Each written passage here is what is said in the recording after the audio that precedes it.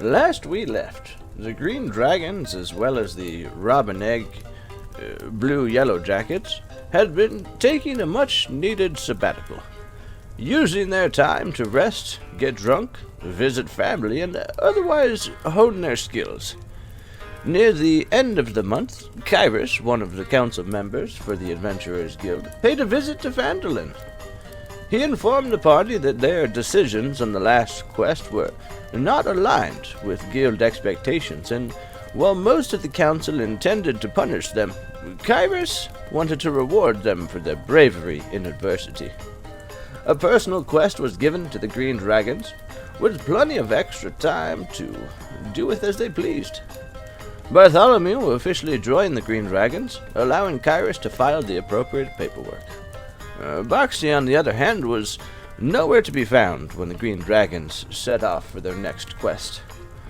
With a two-horse wagon, the adventurers headed south, through Waterdeep, past Dagger Ford and Dragonspear Castle.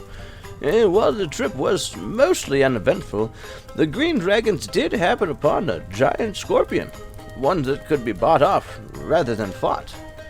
And the price was a measly pile of eggs daily. Zinnia provided the eggs, of course, and gained a friend in return. Arriving at Triel, the party realized that the horses and wagon would not make it much further, and so they stabled them with a local, price to be determined upon return. A few miles up the road, and they were stopped by a river slicing through their path. The raging current seemed impassable, and a stranger demanded a toll, lest he make their passing more difficult. With some back and forth, it was decided that the Green Dragons would not pay the toll to cross, and also they would not be crossing at all, as the tollman was in fact Gubark, their liaison. Rather than crossing that river, the party followed it north towards the marshes. Near their destination, a few zombies noticed them, and began advancing. Gubark was certain they were harmless, and while they were dispatched with ease, both Gubark and Thornman received bites.